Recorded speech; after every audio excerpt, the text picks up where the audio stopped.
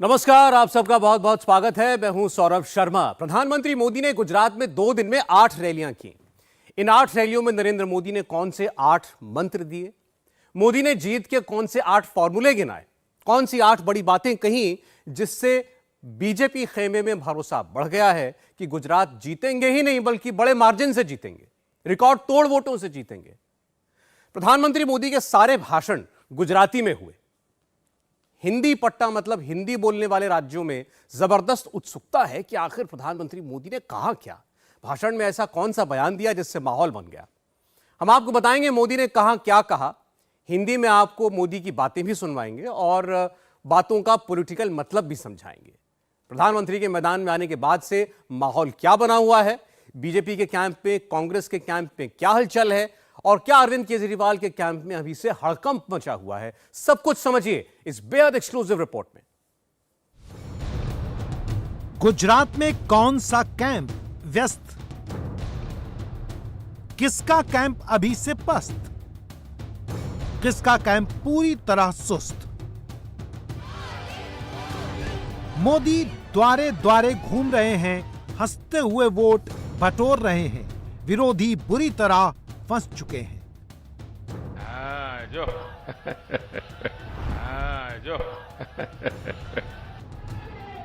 मोदी के लिए तो हलचल है, विरोधी खेमे में जबरदस्त भगदड़ है।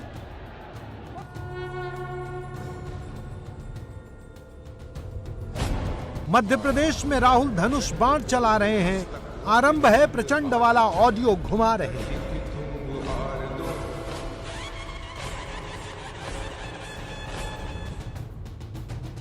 सूरत में राहुल की पार्टी के राष्ट्रीय सचिव पुलिस को देखते ही 75 लाख छोड़कर 9-2-11 होते हैं।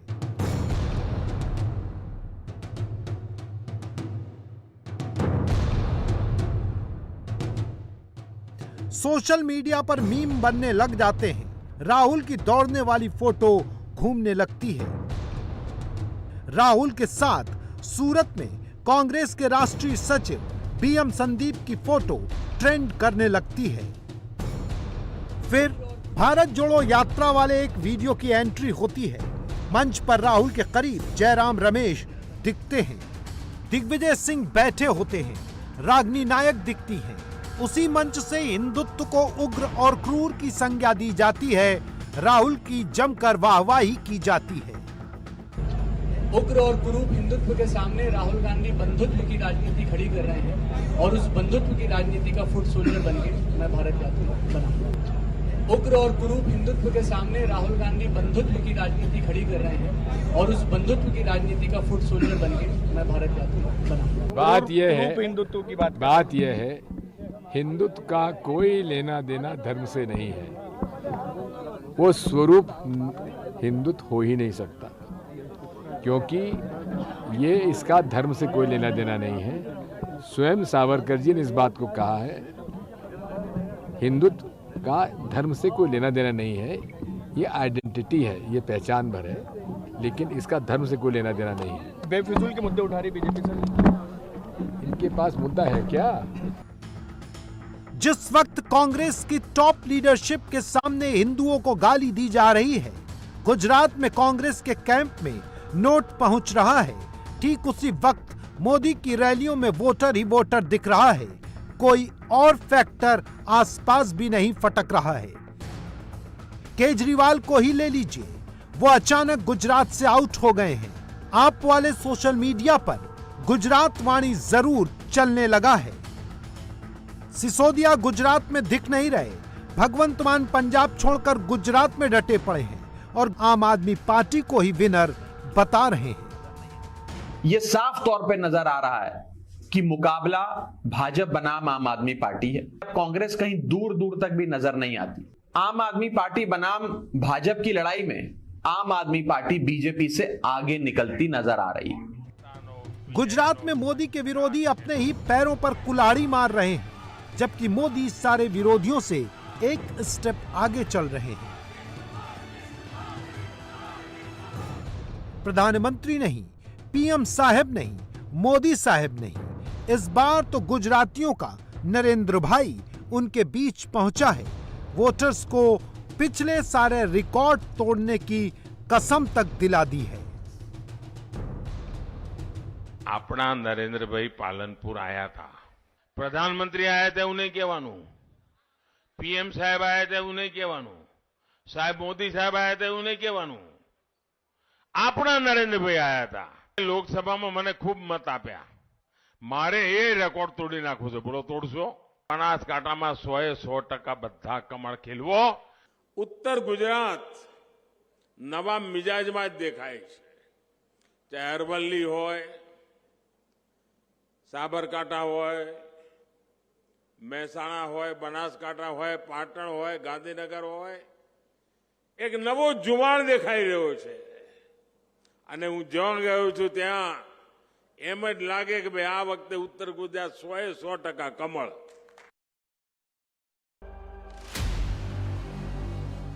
मोदी की पिछले 24 घंटे की टाइमलाइन क्लियर है।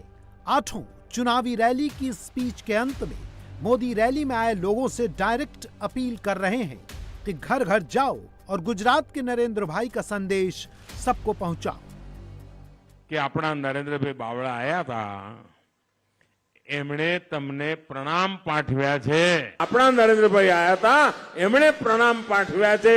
નરેન્દ્રભાઈ આવીને ખાસ તમને પ્રણામ પાઠવ્યા છે। આપણા નરેન્દ્રભાઈ આવ્યા હતા અને તમને બધાને પ્રણામ પાઠવ્યા છે। यानी एक तरफ मोदी विरोधी खेमे में चेहरे ही चेहरे हैं, जबकि दूसरी तरफ गुजरात में मोदी ही सबसे बड़ा चेहरा है। गुजरात के बूथ बूथ तक मोदी कैसे पहुंच रहे हैं, क्या क्या कर रहे हैं, सीधे ग्राउंड जीरो से एक्सक्लूसिव डिटेल्स आपको देंगे। मगर उससे पहले कुछ आंकड़ों की बात करते हैं। गुजरात के चुनावी टूर के डे 2 में मोदी का पहला लोकेशन था पालनपुर, जो बनासकांठा डिस्ट्रिक्ट में आता है। 17 के चुनाव में बनासकांठा की 9 सीटों में से कांग्रेस 5 पर जीती थी, बीजेपी को 3 सीट मिली थी। मोदी का दूसरा लोकेशन था मोडासा, जो अरावली जिले में आता है, और यहां 3 विधानसभा सीट हैं। पिछली बार यहां की तीनों सीटों पर कांग्रेस का कब्जा था, लेकिन मोडासा सीट पर कांग्रेस की जीत का मार्जिन सिर्फ 1,500 वोट था।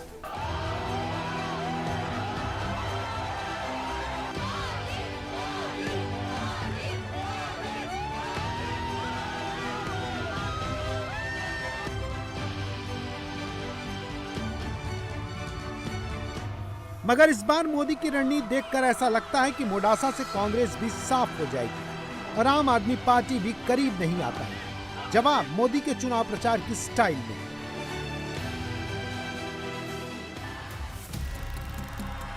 अब की बार मोदी ने चुनावी टोन बदल दिया है। वो उतने अग्रेसिव नहीं दिख रहे हैं, विरोधियों की गालियों का जवाब वैसे नहीं दे रहे हैं जैसे पहले दिया करते थे।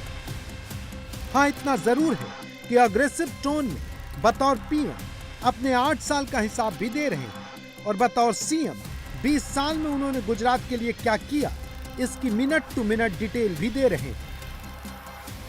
गुरुवार को मोदी ने मोडासा से इसका एक एग्जाम्पल दिया। તમને ખબર છે પહેલા અમારું મોડાસા તો હુલ્લડ થાય, માલપુર મેઘરજ હુલ્લડ થાય, પ્રાંતિજ હુલ્લડ થાય, હિંમતનગર હુલ્લડ થાય, ભિલોડા હુલ્લડ થાય, ગણેશજીમાં હુલ્લડ થાય। થતું હતું કે નહીં? આ દુકાનો બધી બંધ થઈ ગઈ ને ભાઈ, સુખ ચેનની જિંદગી આવી કે ના આવી? મને તો ખબર નહીં મોડાસામાં શું થતું હતું ભાઈ। શાંતિ, એકતા, સદભાવ આ બધાના લાભમાં છે કે નહીં? એમાં ક્યાંય હિન્દુ મુસલમાન આવે છે? બધાનું ભલું એમાં જ થાય ભાઈ। શાંતિમાં જ બધાનું ભલું છે, એકતામાં જ બધાનું ભલું છે।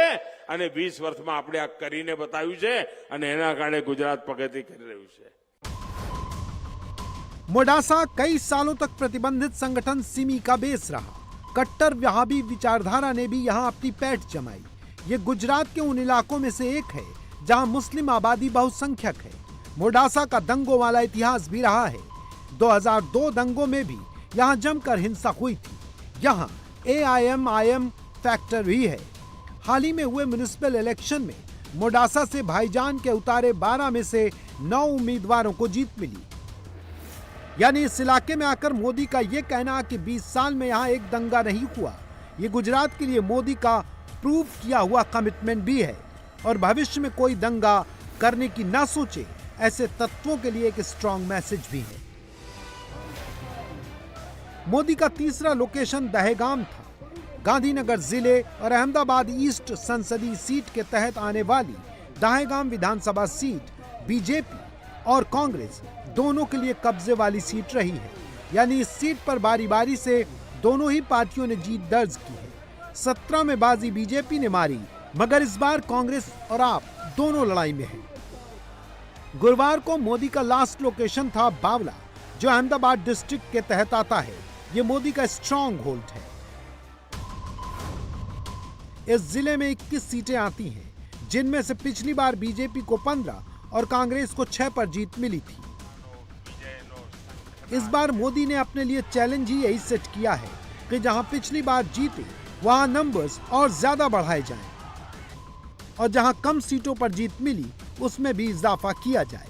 और इसके लिए सबसे बड़ा चेहरा खुद मोदी है।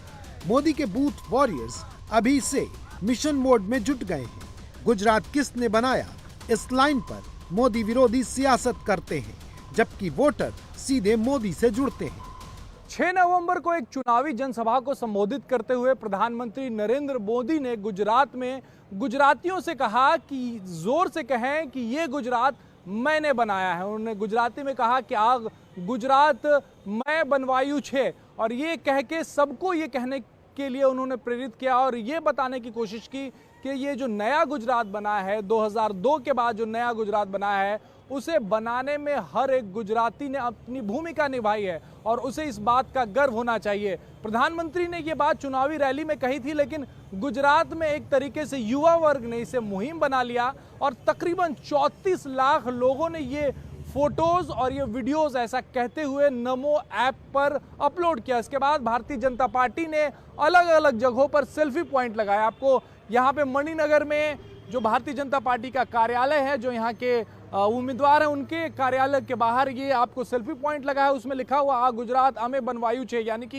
ये गुजरात हमने बनाया, और साथ में प्रधानमंत्री की तस्वीर भी लगी है। यानी कि जो गुजराती आदमी यहाँ पे खड़ा है और प्रधानमंत्री के साथ मिलके उसने इस नए गुजरात को बनाया है। ये जो सेल्फी पॉइंट हम देख रहे हैं भट्ट साहब, काफी पॉपुलर हो रहा, हम देख रहे हैं यहाँ पे तो कतार लगी हुई है लोगों की सेल्फी निकलवाने के लिए।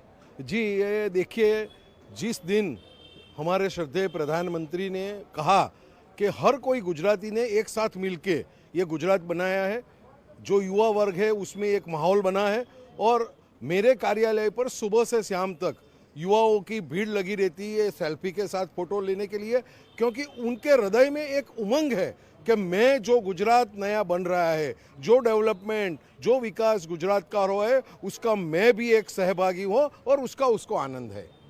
और हमने देखा था कि इसके पहले जब चुनाव हुए थे 2019 में, तो मैं भी चौकीदार करके प्रधानमंत्री ने एक स्लोगन दिया था और वो काफी कनेक्ट हुआ था लोगों के साथ। आपको लगता है कि ये जो स्लोगन है कि गुजरात मैंने ही बनाया, ये युवाओं से इसी तरीके से कनेक्ट हो रहा है, आम गुजरातियों से इसी तरीके से कनेक्ट हो रहा है? मुझे विश्वास है और मुझे 100% न्यूज़ मिल रहे हैं कि ये कनेक्ट हो गया है युवा वर्ग के साथ, और पूरे गुजरात के लोग इसमें जुड़ गए हैं और उनको एक विश्वास हुआ है कि ये ऐसा प्रधानमंत्री, विश्व में पहला प्रधानमंत्री ऐसा है जो भी विकास हुआ है उसका श्रेय खुद नहीं लेता है पर लोगों को देता है। देखिए, भारतीय जनता पार्टी के लिए सबसे महत्व की चीज़ दो ही है। एक हमारा कमल का निशान है, दूसरे श्रद्धेय प्रधानमंत्री नरेंद्र मोदी जी है। हम लोग नरेंद्र मोदी जी के सैनिक हैं और कमल के हम कार्यकर्ता है। ये हमारे लिए दो महत्व की चीज़ें हैं। कुछ घंटों पहले की मोदी विरोधियों की टाइमलाइन पर सारे सबूत हैं।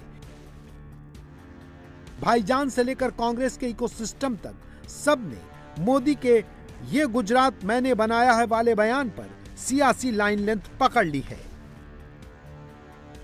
लेकिन विरोधी ये भूल गए कि गुजरात मॉडल और गुजरातियों के बहाने मोदी पर अटैक करना खुद उन्हीं के लिए सेटबैक साबित होगा। नतीजा ये हुआ कि खुद गुजरातियों ने सोशल मीडिया पर यह गुजरात मैंने बनाया की मुहिम शुरू कर दी।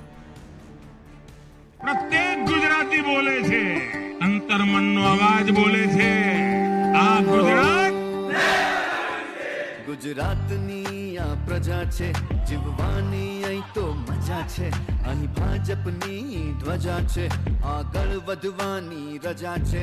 ગુજરાત બનાવ્યું છે, આ ગુજરાત બનાવ્યું છે, આ ગુજરાત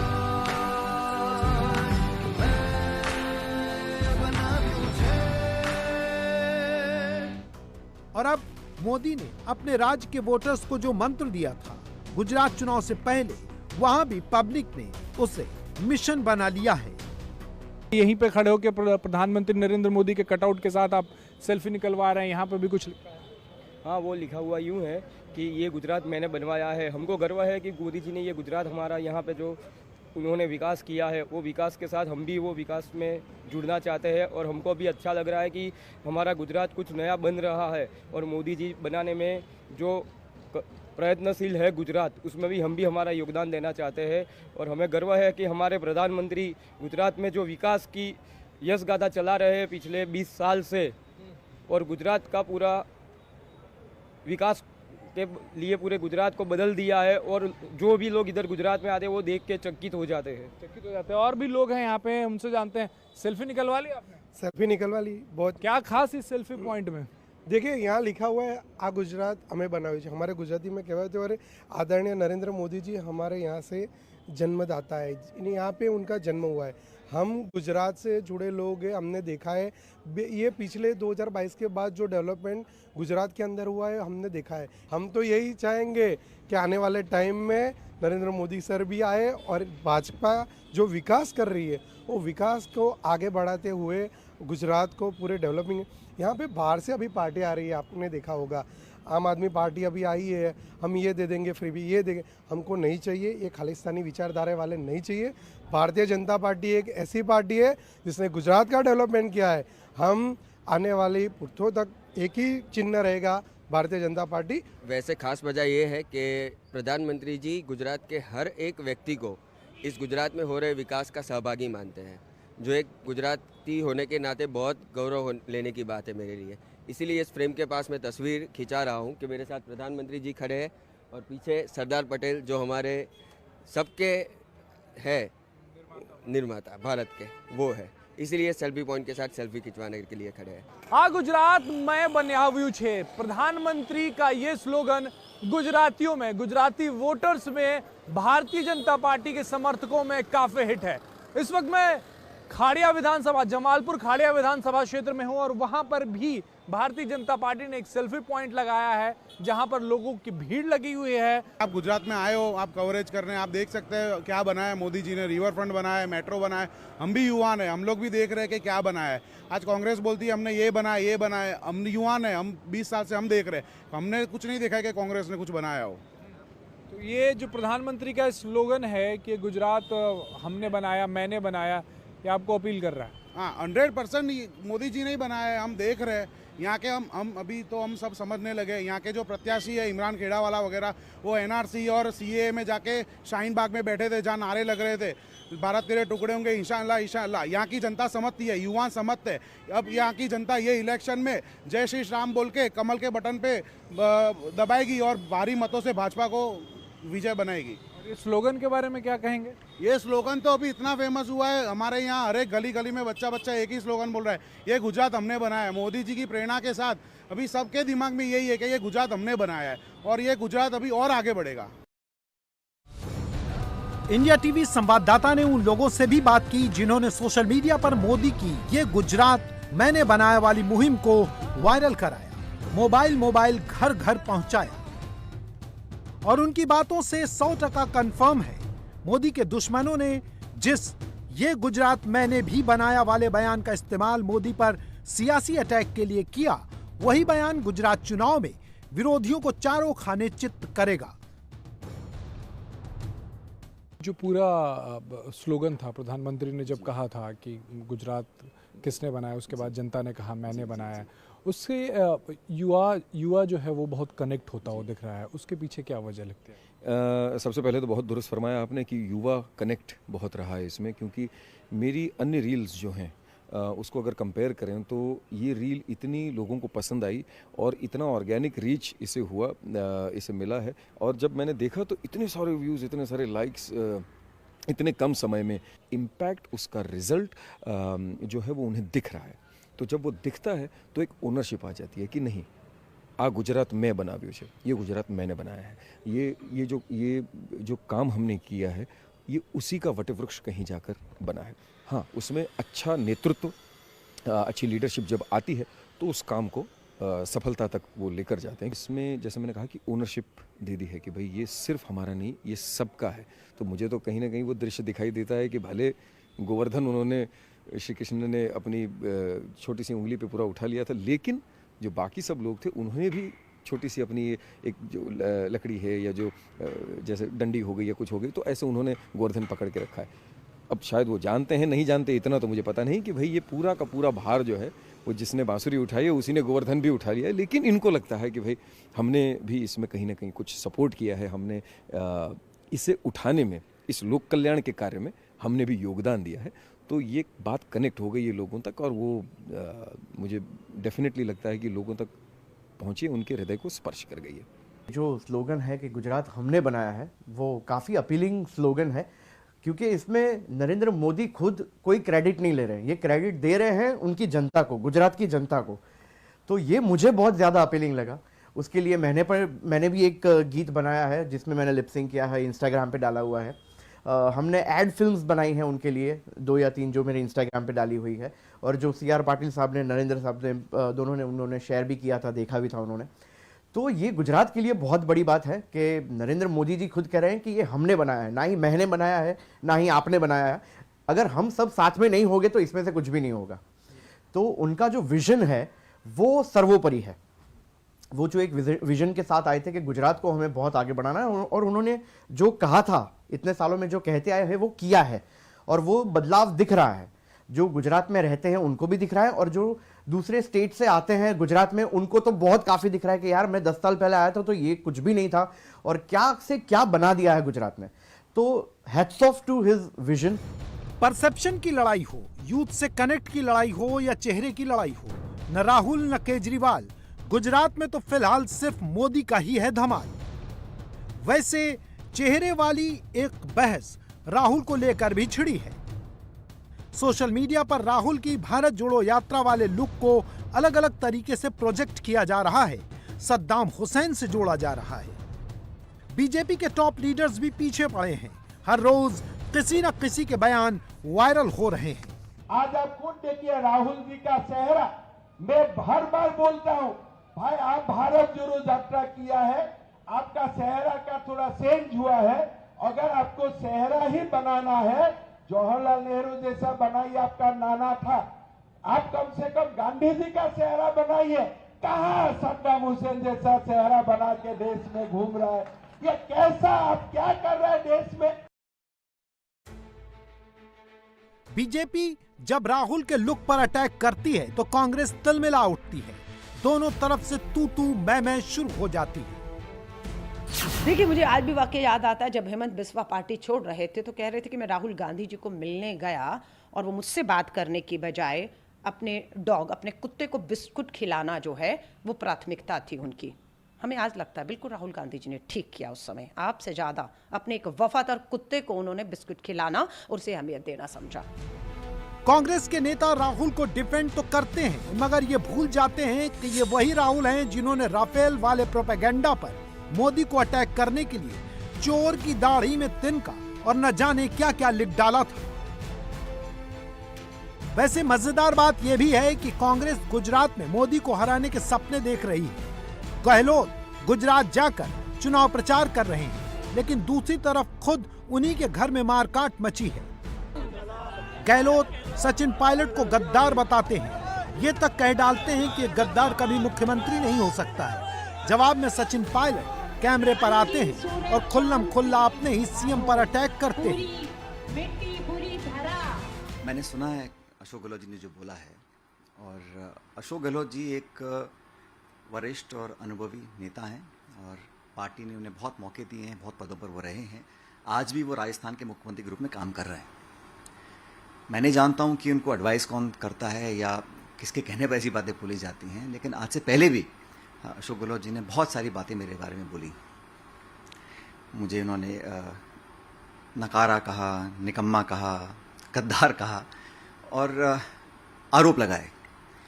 मैं समझता हूं कि इस प्रकार के बिल्कुल झूठे और बेबुनियाद आरोप लगाने की आज ज़रूरत नहीं है। आज ज़रूरत इस बात की है कि हम कैसे कांग्रेस पार्टी को मजबूत करें। राहुल गांधी जी आज निकल रहे हैं भारत जोड़ो यात्रा को लेकर। आज मैं उनके साथ था मध्य प्रदेश में। अगले महीने यात्रा राजस्थान में आ रही है, तो हम सबको मिलकर उस यात्रा को कामयाब बनाना है, क्योंकि आज वो देश की ज़रूरत है। देश में आज भाजपा को कांग्रेस ही चुनौती दे सकती है। और अभी चुनाव गुजरात में चल रहे हैं, जहाँ के अशोक गहलोत जी प्रभारी हैं, इंचार्ज हैं। मुझे लगता है हमको सामूहिक प्रयत्न कर कर भाजपा को चुनौती देकर हराना चाहिए, जिन जिन राज्यों में उनकी सरकारें हैं। राजस्थान के अंदर जब सरकार बनी तो भारतीय जनता पार्टी को पॉलिटिकल चुनौती हम लोगों ने दी। मैं कांग्रेस पार्टी का अध्यक्ष था और लगातार उनको पराजय हम लोगों ने दी, तो हमारी सरकार बनी। गहलोत साहब के नेतृत्व में 2 बार हमारी सरकार रहते हुए फिर हम हारे। उसके बावजूद तीसरी बार जब पार्टी आला कमान ने कहा कि उनको मुख्यमंत्री बनना है, तो हमने उसको स्वीकार किया। तो आज हमारा जो ध्येय होना चाहिए कि हमारी सरकार दोबारा कांग्रेस कैसे रिपीट कर राजस्थान के अंदर, ये हमारी प्रायोरिटी होनी चाहिए। आज के समय पर एक वरिष्ठ अनुभवी व्यक्ति इस प्रकार की बातें बोले, मैं समझता हूँ बड़ा अनुचित है, उनको शोभा नहीं देता। और आज हम एक दूसरे पर आरोप लगाएं, प्रत्यारोप लगाएं, ये भी मैं समझता हूँ सही नहीं है। आज चुनौतीपूर्ण समय है पार्टी को एकजुट रहने का, और जब तक हम एकजुटता से काम नहीं करेंगे तो हम लोग दोबारा सरकार में राजस्थान में कैसे आएंगे। और किसी भी व्यक्ति को कभी भी इतना असुरक्षित नहीं होना चाहिए, क्योंकि आज मैं इस पद पर हूँ, कल नहीं रहूँगा, क्योंकि ये जीवन का क्रम है। राजनीति में उतार चढ़ाव आते रहते हैं, और हम सब लोगों को कलेक्टिवली मिलकर आज खड़गे जी का, राहुल जी का, प्रियंका जी का, उनके हाथ मजबूत करने हैं। मैं समझता हूँ इस दिशा में हमको काम करना चाहिए। कांग्रेस के नेता एक दूसरे पर अटैक करने के लिए दिन भी वो चुनते हैं जब सचिन पायलट राहुल और प्रियंका के साथ दिखते हैं, फोटो खिंचवाते हैं। भारत जोड़ो यात्रा में राहुल और प्रियंका के साथ सचिन पायलट पैदल मार्च निकालते हैं, मगर अंदर खाने सारे मोदी विरोधी एक दूसरे से ही लड़ते रहते हैं। ऐसे में जो खुद ही लड़ रहे हैं, वो गुजरात में मोदी से कैसे लड़ेंगे। आफताब अब पुलिस को घुमाने लगा है। पॉलीग्राफ टेस्ट में वो डॉक्टर्स को भटकाने की कोशिश कर रहा है। श्रद्धा मर्डर केस में इस वक्त दिल्ली में आफताब का पॉलीग्राफ टेस्ट चल रहा है, लेकिन वो सवालों के जवाब ठीक से नहीं दे रहा। फॉरेंसिक एक्सपर्ट्स आफताब से हिंदी में सवाल पूछ रहे हैं, जवाब वो अंग्रेजी में देता है। उससे डिटेल में जवाब मांगा जाता है, जवाब वो एक लाइन में देता है। दिल्ली पुलिस इस केस को सॉल्व करने के बेहद करीब है। साजिश वाली थ्योरी पर पुलिस की इन्वेस्टिगेशन जितनी तेजी से बढ़ रही है, सियासत उससे आगे चल रही है। आज गुजरात में आफताब का टेप कौन सा नेता बजा रहा था, देखिए। वो दिल्ली का कोई आफताब है, उसने उस लड़की का कत्ल कर दिया बेदर्दी से।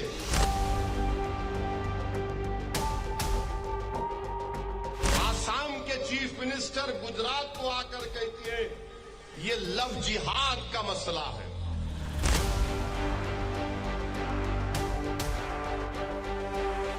ये कहां से इसमें जिहाद आ गया? आसाम के मुख्यमंत्री,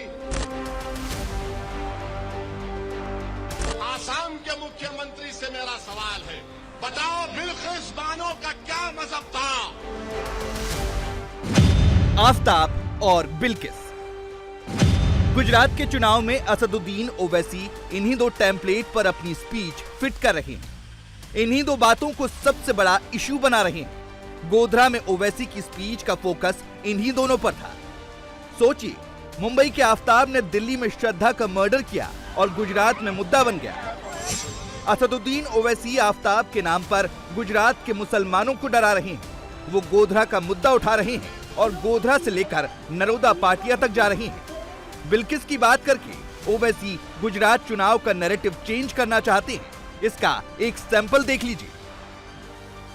आसाम के मुख्यमंत्री गुजरात आए हुए हैं और आकर उन्होंने अपने एक भाषण में ये कहा कि किसी एक लड़के का नाम लिया, उसका नाम क्या था जिसने, हाँ, आफताब, वो दिल्ली का कोई आफताब है, वो किसी एक लड़की के साथ रहता था बगैर शादी करे।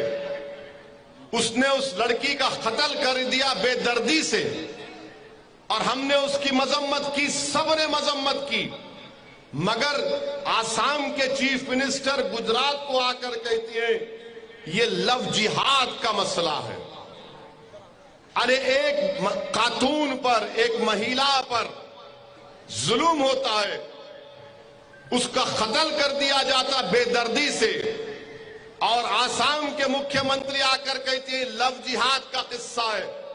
ये कहां से इसमें जिहाद आ गया? आसाम के मुख्यमंत्री, क्या आप दिन रात खाली जिहाद आपके आंख और दिमाग में घूमता है?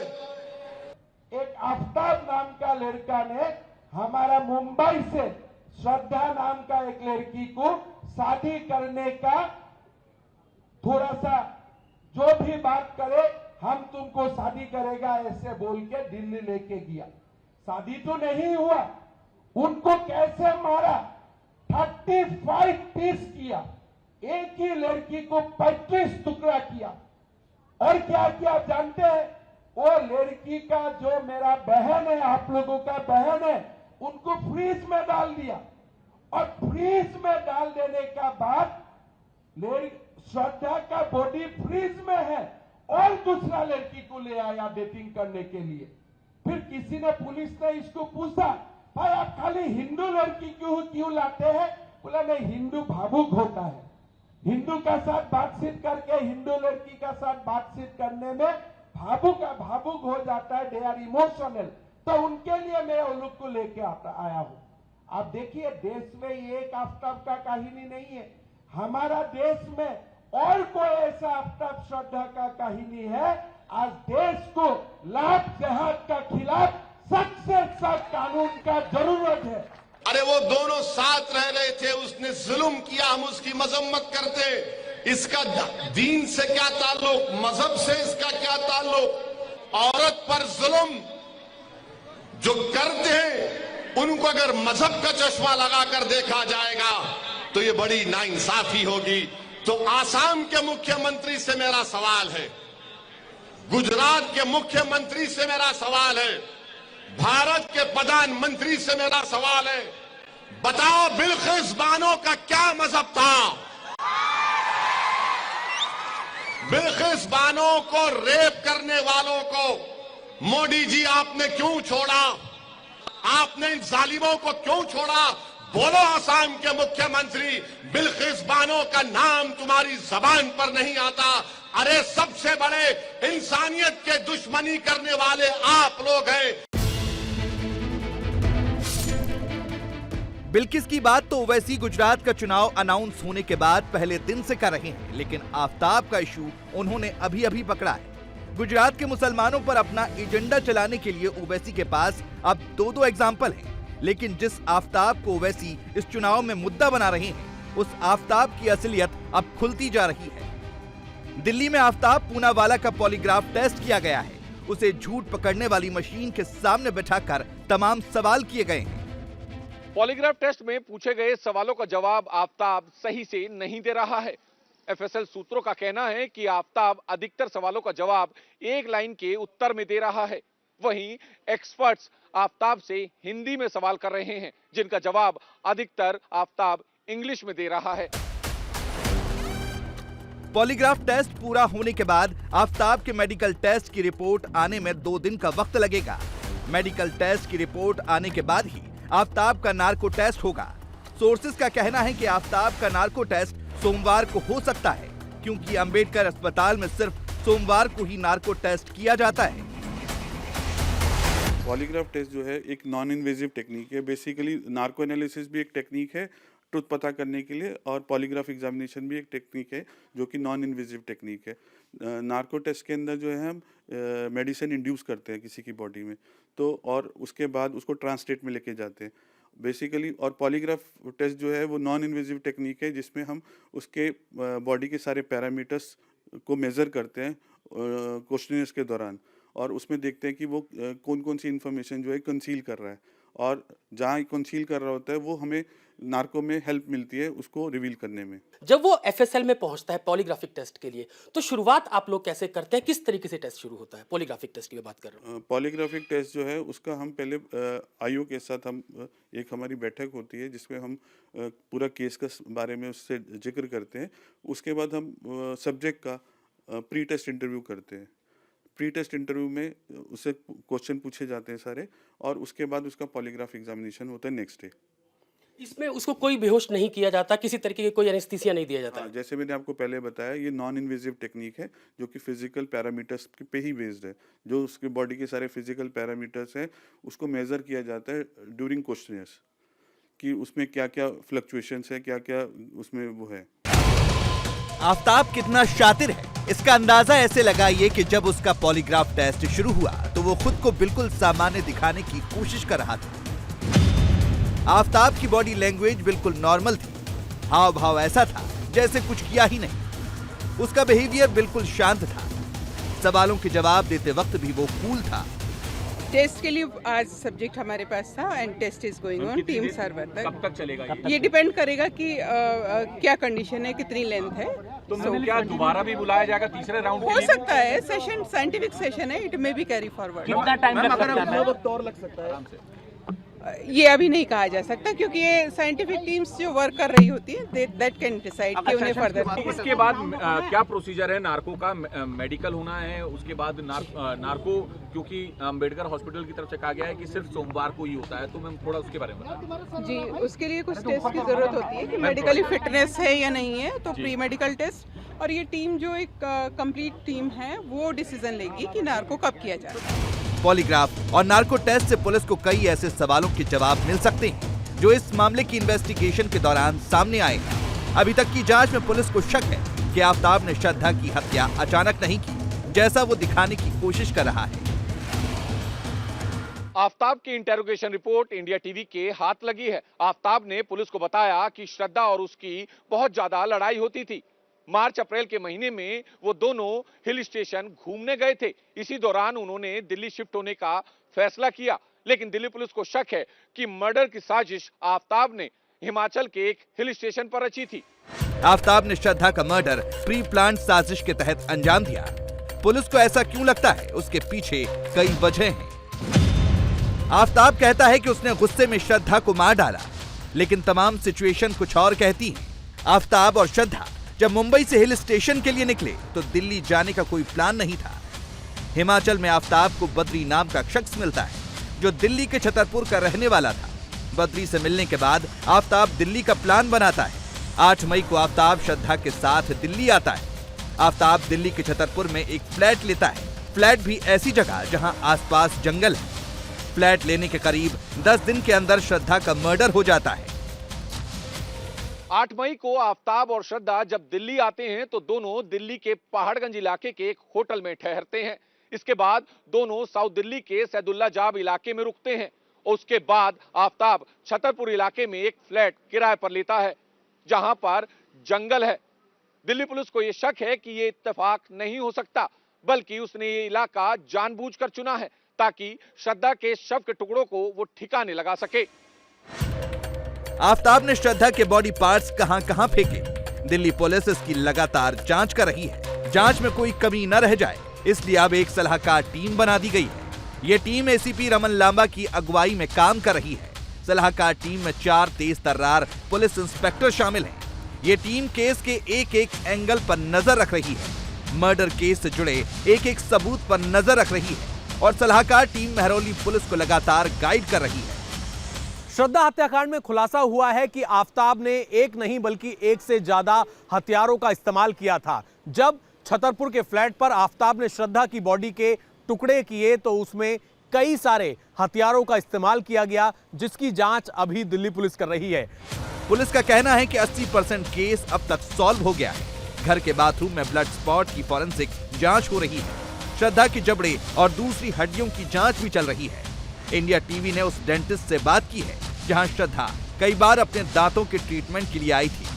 एक तालाब में सर्च के दौरान एक जबड़ा मिलने की बात कही जा रही है। चूंकि आपने उनका रूट कैनल किया था, दांत का इलाज कर रहे थे, तो क्या कुछ ऐसी संभावना कभी भविष्य में बन सकती है कि अगर उसको आइडेंटिफाई करना है, चूंकि आपने इलाज के आपके पास पास्ट मेडिकल हिस्ट्री है, डॉक्यूमेंट्स हैं, वो उसके कुछ काम आ सकता है?